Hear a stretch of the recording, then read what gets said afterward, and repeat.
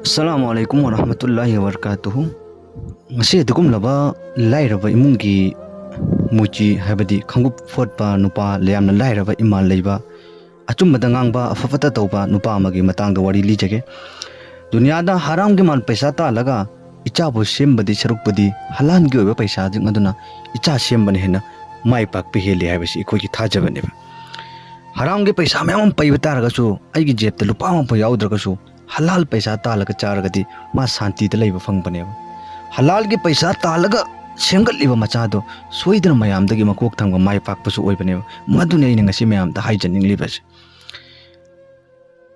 Khungang amagi mapanda yamna pikjaba khungang am lerami. Khungang adugi yamna chamjabana ayukki angan bedana uchek ki tikdli khong bagi makhon amasung angang sing aduna leibak ki makhada sanabagi mawong matau nupi sing na chafu pairaga ising di chafu pairaga guha dagi ising sokpagi saktam khungang gi mioi sing ayuk angan bagi humlak panong aying banong sit adugi harauba mawong matau duda yum ama ina saba yum ama lerami yum maduda Abdul Karim kauba nupa ama lerami maki mathaudi khanggup photpa amasung champal photpa si magi mathau oirami yamna Abdul Karim iman leiba achumbata tauba miyoini yamna lairaba mahakna photliba khanggup amasung champal laduna phangakpa khara aduna magi punsi adugi chaningai gi chijak rijak ki jariya oirami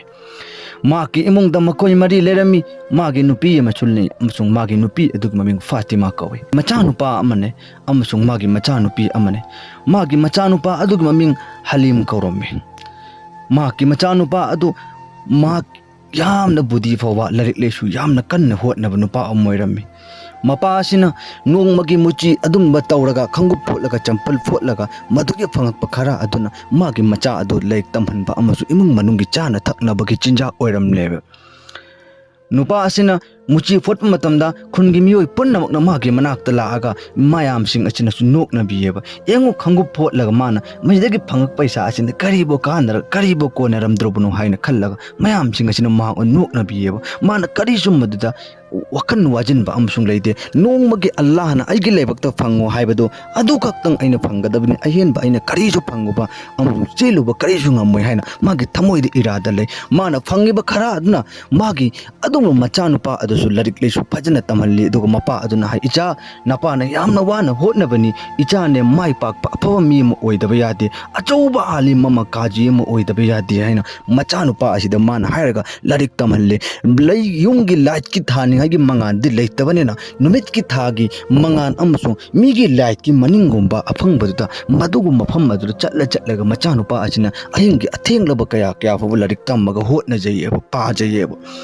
school ki principal aduna so adumlaba Abdul Karim dahrami Abdul Karim nangi na chanupa Halim haibase yamna hotnaba yamna kalli ma soidra mi oigani achauba Islam gi alim mama mufti ama kaji ama soidra ma oigani hotnaba yamna kalli hana hairakli adubo mana tammiba adudagi hena achauba school lamada achauba degree ama phangai damakta achauba mi oingai damakta hena tamhanningi lekin madugi damakta adumlaba Abdul Karim gi manakta paisa leram deba paisa leitabnina aleiba khara aduna macha adu hotna halame adugi gaw khungang adugi manungda nupa ama lerami paisa nongsa yamna paiba amsung yamna kalakpa mahak asi kari gum matamdasu mahak ki adumlaba muchi asida mana kalakpa mawong matau adum yam tawromme nongmadi maki imung aduda yamna warakko matamda ki paisa paiba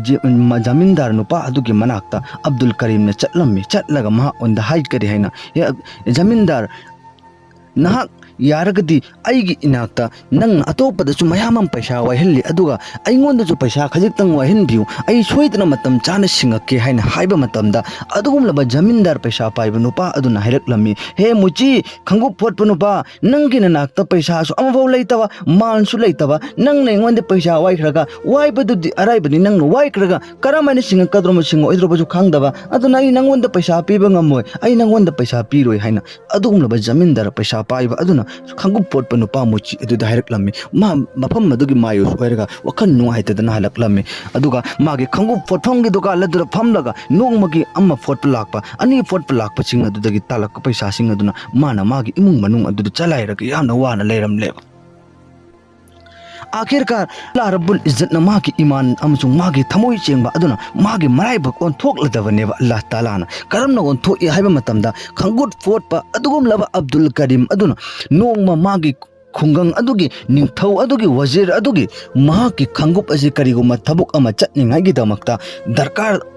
तोंगा चटनिंगाई खंगुपसी मतम अदुला तटलेबा मागी खंगुप असे माना वजीर अदुलबा मुचीगी मयुंगी मपागी गली अदुदा वजीर लाकनी सम्मगा लाकनी हाइना पागोसे ताब मतम मी मयामम लेपगा ngainera leikrabनेबा मतम अदुदा मुची अदुगुमलबा महाक्सु यावरगा ngaइरिबनेबा अदुना वजीर निंगथौ अदुगी खंगुप अदु तत्क्रे हाइबा पाउसी ताब मतमदा कराइनो खुंगंगी मियोय असिदा मी कना कनानो ख्वाइदगे खंगुप फोटपा हाइबा मी अमा खंगुप सेमबा हाइबा मी अमा कौरो अदुगा आइगे खंगुप से हजिक हजिक अथोबदा ख्वाइदगे फजना सेमल्लो अदु तारगद अइना मागे चाउरबा एना अमा पीगनी हाइना अदुंगलोबा निंगथौ अदुना एलान जारी तौरे जारी तौब मतमदा खुंगंगी मियोय चिंगे अचौ अचौबा मियोय चिंग कीनदना चटनरमदे करिगी इस निंगथौगी खंगुपनी कोइना फोटपा हाइतदना सेमबा हाइतदना ओना तैखिबा तारगदी अमक हेन सजा अचौबम फंगनी अदुना कीदना अमबौ चटनरमदे अदुगा अब्दुल करीम हाइबा नुपा असिना मकुत थांगले अदुगा आई तौगे निंगथौगी खंगुप फोटपदो हाइना हाइरमी खुनगी मियोय चिंजे ngaknarame खंगुप मचा मचा अमा अनि फोटलगा माना कमाइना फोटपा हाइद्रमु मंगोंदगी हाइबा अचौबा कया सिंग फोबा फोटपा ngamnoi हाइना कीदना फोटनद्रि अदुगा माना ngasi फोट के हाइना चंगा येंगबा कोइ म्याम पन येंगछि अदुगा निंगथौ अदुना हाइ करिना ए अब्दुल करीम नंगना करिगुम फजना फोटपा ngamgadabodi फोलो करिगुम नंगना ngamदबा तारगदी नंग सजा अचौबा पीगनी हाइना हाइरमी लेकिन अब्दुल करीम न करिगुम परवा अमता तौदबिदा अदुमबा निंगथौ अदु खंगुप अदु फोटनिंगाई होय आई तयार ओइरे हारगा माना मागे खंगुप अदु फोटलम्मे खंगुप अदु फोलबगी मतुंगदा मिनट खरागी मतुंगददी खंगुप तो हानदगी हेना यामना फजना अदुंगबा अब्दुल करीम न सेमगा निंगथौ अदु पीबा मतमददी निंगथौ अदु न यामना हराउरम्मे हराउरगा निंगथौ अदु न हाय ए अब्दुल करीम नंग ngasi फोलिबा असिदी हानदगी जु हेना फजरे मोंग यामना तारे इस आई यामना हराउरे फरे नंगी अपाम बम करिनो हाइरो नंग निनिंगबा मनीरो आइना नंगी अपाम बम खुद लोइने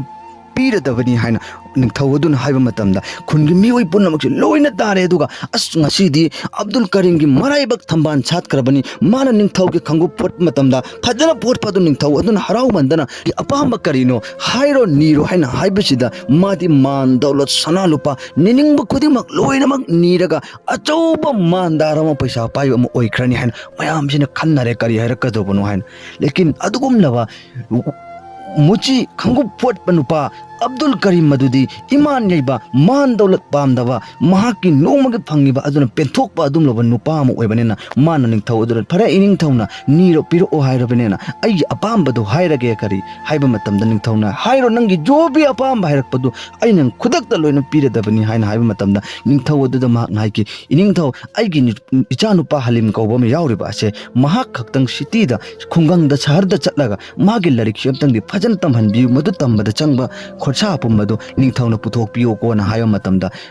अदु ओइबा तारगदी होय फरे आइन नंगी नचा असिगी तंबदा चंग पैसा खुदिंगमक सिंगदो लोइना पुथोगेना हाइरे खुनगी मिओइ सिंजे लोइना ngaknakre इस खोदे सना लुपा मान दौलत इना कोनबा अचौबा मी म ओइनिंगाइ दमक्ता निरकद्रना हाइरगा करिसु नीदबा मागी मचा नुपा अजि लरिक तंबदा चंगदबा पैसा खरा तो अदुगा पुथोकपियो ना हाइबा हाइना नीक्रे इम्मै अंगक पम फाउनरमी मयामसिंग अदुगा खुनगी मिओइ पुन्नमकना माकपु इज्जत तरोमी महाक्ति यामना ईमान लैबनी अदुगा महाक्ति अचुंबता ngangbani महाकना तौबा थबुक अदुना मागे निंगथौ अदुरजु मागी मचानुपा अदुबो लरिक तंबगी दमक्ता फ्रीदा मयामम तमहनबगी दरकार लैबा चंगब खुदिंगमक लोइना पुथोगे हाइरा निंगथौना हाइख्रबनी हाइना हाइरगा खुनगी मिओइसिंग अदुना महाकी इज्जत अमक हेना तौनरमी अदुगा मागे मचानुपा अदु मान हाइखिबा अदुगी मतुंगिना मयुम थादोगा खुंगंग थादोगा अराप मफम सिटीदा शहरदा लरिक तंबा चटपगी मतम यौरक मतमदा ममा अमदि मपा अनिमक अदुना कपलम्मी इचा नंग चलो नपाना यामना वाना होनबनी इचा नंग अचुंबा मी अफब मी अमा ओइदबा यादेको हाइना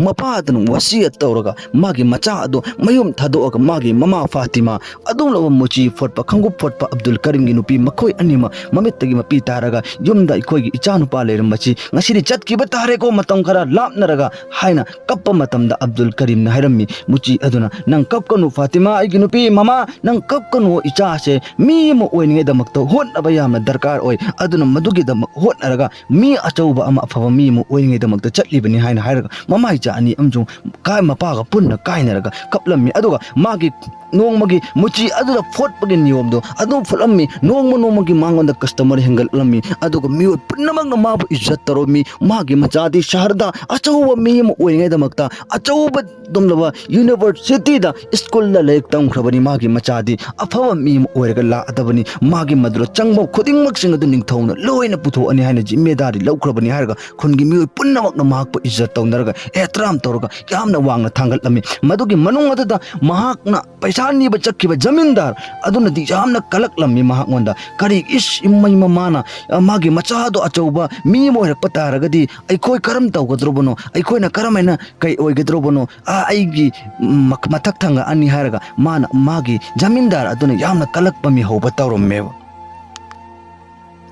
आखिरकार अदुम लोग इखंग खंगौदना नोंग मनुमित लमा खुंगंग असिदा नोंग तारक्तबना मरम ओइरगा खुनगी चान थक्नागी लबुक लमहांग इंसांग नबी थाफम खुदिंग मक्सिंग असि इंसांग नबी थारजु हौरमदे करी नोंग तारक्तबना मरम ओइरगा खुनगी मिओइसिंग चानिंगागी यामना वाबा अवाबा अलमम ओइरमी मतम मदना खुनगी मिओइ पुन्नमंगना सै जमींदार पैसा पाइबा नुपा अदुगी मनाक्ता चटलगा पैसा खितंग वाइनबा पोचै वाइनबा लोइना तौनरमी मागी अहेन अहेन बखरा हापनरगा लेकिन मदुगी मनुंग अदुदा अदुगुम लबा जमींदार अदुना खल्ली अदुगुम लबा मुची पैसा मुची खंगु पोटपा अब्दुल करीम मदो मादी अइगी इनाक्ता लागतेने पैसा का वाइगे हाइना अमसुंग अतैदि लोइन लागा हाइना मागी थमोइदा खल्लेबा मा अइगी इनाक्ता पैसा वाइगे सोटके हाइना लाक्पा तारगदि अइना मगोन पीगनी अदुग माना मंगक थांगलिबादो अइगी खादा नमतरगा अइना माबु करीमनबे यानि अइदमक्तनि हाइना माना खल्लगा मा लाक्प्रन एंगी सुलक लाक्पीते मुची पैसा फोटपा अदुम खंगु फोटपा नुपा अदुना नोंमा इखंग खंगौदना मुची अदुगी मनाक्ता माना चटले अदुगा अब्दुल करीम दा अब्दुल करीम नंग मी लोइना वाना दना अवाबा अलमम ओइबसिदि नंगसो पैसा नोंसा चिल्लगदि अइंगोंदा वाइगे हेरउने अइना पीगे पैसा दोसो अदुगा नंगी चानिंगागी रिजक अदुम चेंग थुम थाउसो अइना नंगोंदा हेना तोइना पीगनि नंग करिगिनो हाइबा लाक्त्रिजि हाइबा लाउनेना हाइबा मतमदा माना करिजु खुमलमदे मयुंगी माइकेदा माना चटले अदुगा मागी नुपीदा हाइरमी नुपी अइखोइ चानिंगाइ थक्नाइसु यामना वारे अदुना अदुमलबा जमींदार अदुगी मनाक्ता चटलगा पैसा खरा खजि वाइरुगा अइखोइगी चाना थक्नाइगी मरांग काहिनचि हाना हाइ मतमदा माना खलम्मी करेना मागी नुपी फातिमा अदुना अफबी नुपी ओइबनेना अइखोइ चरा सिटपा तारगसु चरा सिल्लगा अदुमक अल्लाह दा हाइजसी लेकिन मिगी मकुत्ता मकुत तिंगथोअगा माल वाइबा सोटपगे थबुकसी अइखोइ कबीदा तौरोसी नंग इज्जत कमी ओइबा तारगसु नंग खांगसी अइजु खांगे पुन्ना खांगमिन्नची लेकिन जमींदार अदुगी मनाक्ता चटलगदि नंग पैसा वाइगे खोटके हाइगनो हाइना हारमी अदुगा जमींदार असिना अमका लागा अब्दुल हकीम नंग पैसा वाइगे हेरदे हेर ओना कयाम वाइगे हेर महंग मतमदा जमींदार अदु हेरमी अइ पैसा गे करिगुमा वो दरकार ओइदे अइ नंगोंदगे पैसा वाइनिंगते अइ लाख अमा वाबा तारगसु अइ अखांग कल्लगा मपुदा अल्लाह दगक्तन निगनी लेकिन अइ मीगे मनाक्ता मकुत तिंगथोअगा नीबा अमजुंग पिर ओना हाइबगे थबुकसे अइ कैदौनुंगदा तौरोय हाइना खलमी आखिरकार असुमैन तौरगा मागी उनो मुची अदुदा मागी खंगो फोटफम अदुदा फोटले अदुगा फोटलगा नोंग फंग खरासिंग अदुना मागी इमुंग मनुंग चलाइरमी मतम मदुदा खुनगी इसिंग मैसिंग नोंग तारक्त्रमे चाना थक्ने पोलमजिंग फंगक्त्रमेना पोट खुदिंगमक्की ममनजि लोइना वांखलम्मी मतम मदु खुनगी मियोइ पुन्नमंगना मुची अदुरा हि मुची खंगु पोट पनुपा अब्दुल करीम नंगने नंगी खंगु फोलिबा ममन लसि होंगमन ग्रसिदगी खरा तांखलगा हाइरो तांखलगा लौरो मी खुदिंग लोइना ममन हेना यामना लौना ख्रबसिदि हना हाइरमी मतम मदुरा मान हाइगी अल्लाह की कसम अइ मीगी अवाबदु उरगा मदुदा अइना कानबा लौरगा मियोंदगी लौबा हाइबा चतबुकचे अइ सुक्तौ तौरोय अइ वाबा तारगसु अदुमक खांगनी लैबा तारे चागनी लैत्रे अइ चरा सिटकनी अदुना अइ मसिगी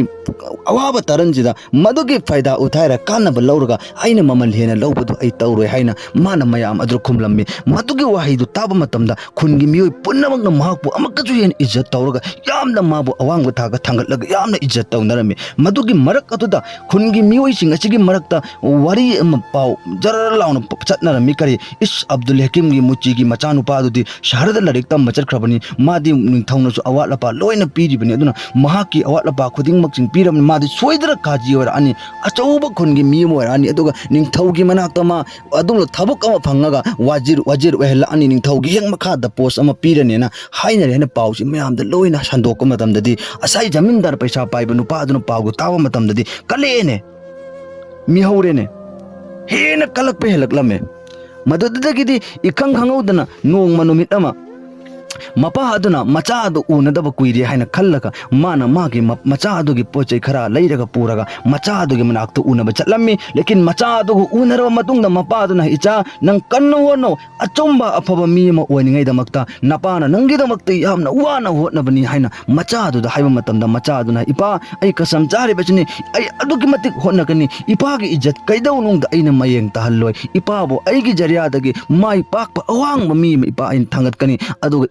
इपा यामना वारे इपा चाही कयादगी नचागीदमक्ता खंगुप फोटलगा वारगा पुंसी लेलकपनी नचानने लरिक तंबल लोइरबा मतुंगदगी इपाबो पैसा पाइबा मीमा अचौबा मीमा ओहल्लगा नुंगाइना पोथा हनगनी को हाइना मचा अदुना मपा अदुदा हाइबा मतमदा मपा अदु इखंगंगौदना ममितगी मपी तारे हराउमंदन आखिरकार असुम तौरगा मा मयुमदा मैकैदा हलकलगा असाइगी जमींदार अदुना मागी मवोंग मतौ अमजुंग मागी वडी मचागी लेक तंब चतखिबचिगी कलकपसि नोंमगी हेलकलमे नोंमगी हेलकलमी इखंग खंगौदना नोंम जमींदार असिना मकोइगी मनुंगजगी पोटलम मांखरे हना मयामसिंग संदोकलमे तो पोटलम मांखरे सल्लमा अदुना पोट मांखरिबा पोटलसि कनान हुरानबनो हाइना मागी मयामसिंग पाव हिदोक मतमदा मागी निंगथौ अदु कौरे अदुगा निंगथौ काजी अदु कौरगा मयामसिंग खुनगी मिउ पुन्नमक लोइनमक मी पुलहल्ले अदुगा अदुमब जमींदार पैसा पाइबा नुपा अदुना बदनाम तौरे असै अब्दुल हकीम मुची असिदा माना ऐगी पोटतो हुरानबनी महांगना ऐगी पोट अदु हुरानबनी अंगोंदगी लौखिबनी हाइना मयाम ममांग अदुना माना बदनाम तौ मतमदा अदुनब अब्दुल हकीम नरमी नोन तरफ तौरगा ऐ अल्लाह की कसम चारिबनी ऐने हुरानबा नत्ते माना इंगोंदा बदनाम तौबनी ऐने हुरानबा नत्ते हन हाइना अदुबो मयामसिंग अदुगी ममांग अदुदा जमींदार अदुना गवा कंग पुथोगा मागी मनाइसिंग अदुगी ममांगदा माना हुरानबनी हाइना मयामसिंग अदुना हाइ मतमदा निंगथौ अदुना काजी अदुना हंगी करे हाइना हे अब्दुल हकीम नंग असेंग नंग हुरानबा हाइ मतमदा ई हुरानबा नत्ते हन हाइरे मतम अदुना जमींदार नुपा अदुदा हंगी करेना खरे नंग माना हुरानोने हाइ तारगदि नंगिना नाक्ता करी इविडेंस करी गवा लेबनो हाइ मतमदा ऐगी युमगी मैकैदगी हुरानबा लाइबा मी असिना चतखिबा मतमदा चतखिबगी खोंगुल असे ताहौबा असी कराइदा लोइबनो खोंगुंदो हाइना येंगो मतमदति अदुगुमलबा मुची अब्दुल करीम की मयुंगी मपागी मपासिदा खोंगुन दुलोय मचिना ताकपदी खोंगुन तारेसि कनागे खोंगुन नोनि इकोना खोंगुन मरी थिरक मतमददी मागी मयुंगी मपादलोय सिन ताकपदी मान हुरानबो ओइगदबनी हाइना हाइरगा मयाम पुन्नमक खुनगी मियोइसिंग अदुगी ममांगदा हाइम मतमदा महाक हुरानदबिदा असेंग मक्किदी मान हुरानबा नत्ते लेकिन बदनाम पीरगा खुनगी मियोइ पुन्नमकसिंग अदुगी ममांग अदुदा महाक अदु हुरानबा तहल्लमे मदुगी तंजा अदुदा इखंग खंगौदना सगोंदगी मसक मतौ यामना फजबा मखुत्ता लरिक पायरगा यामना मसक मतौ फजबा छगोन तोंग लाक्लम्मी मतम मदुदा मयाम पुन्नमक पिचा तौरबा मनुंग मदुगी मनुंगदा लाक मतमदि असै खंगुप फोटपा मुची अब्दुल करीम मदुगी मचानुपा शहरदा लरिक तंबा चक्खिबा नुपा अदो मागी मचानुपा अदु ओइरम्मी माना मागी सगोलदुई कुमथरागा इपा करी तौरबनु हाइना हंगो मतमदा मपादन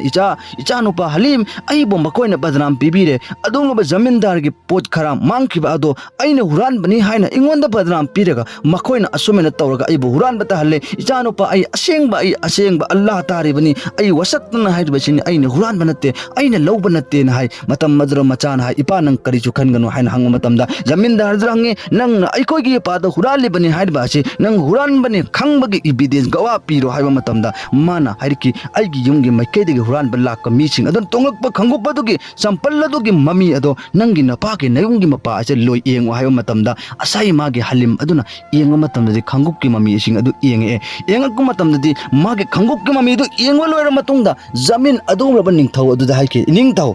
मसिदा तारिबा खंगुपकी ममी असे अइकोगी इपागी खंगुपकी ममी नत्ते सिनि हाइसे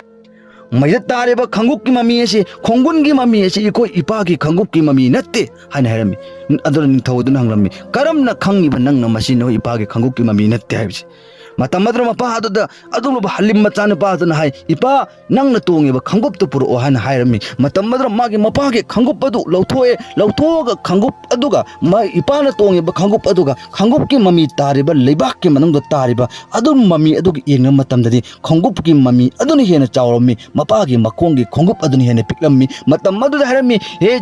इनिंगथौ खंगुपकी ममी तारिबा असिनि हेन चावी लेकिन आइगी इपान तोंगिबा खंगुप असिदि हेन पि सिना ताकपदि मकोय मयाम पुन्ना मानरागा आइगी इपाबु हुरानबनि हाइनिङै दमक्ता मकोय लालोंग तौबनि बदनाम तौनिङै दमक्ता तौबनि लेकिन इपागे खंगुप की ममीदि पि मसिगी तारिबा खंगुप की ममी असिदि चावी को हाना हाइरगा मकोय मयाम पुन्ना मक्ता हेरम मतमदा मयाम सिंग अदु नत्ते नत्ते नो इपान हुरानबनि हाना हेरमे मतम मदु खुदक अदु चुम्मे मयांगी पुन्ना मक्की ममांग अदु नंगखरे चुम्मी मुचीगी मपाना अब्दुल करीम की मपाना मचानुपाना हाइरिबो वफमजिंग असि अचुम्बनी मसि लांदे हना मयाम जि खनरे खुदक अदुदा हलिम मदना नो खल्लग येंग मतमदि असाई वाजिरगी अदुमलबा जमींदार अदुगी मिनाई सिंग गुलाम सिंग अदुगी मनुंगदगी मसादु हुमांग पिपिपि कारगा याम किरब तौरगा नोन थरप तौरी मतम मदुदा माना हाइगे मखुत तिलगा नंग हायो नंगी खंगुक की ममी माली नंग हुरान माली को हैना माना नंबर मतमदि माना असेंग भाइदोक लम्मी चुम्मी चुम्मी आइगी आका असिना आइगी मपु असिना अहिंगदा आइगी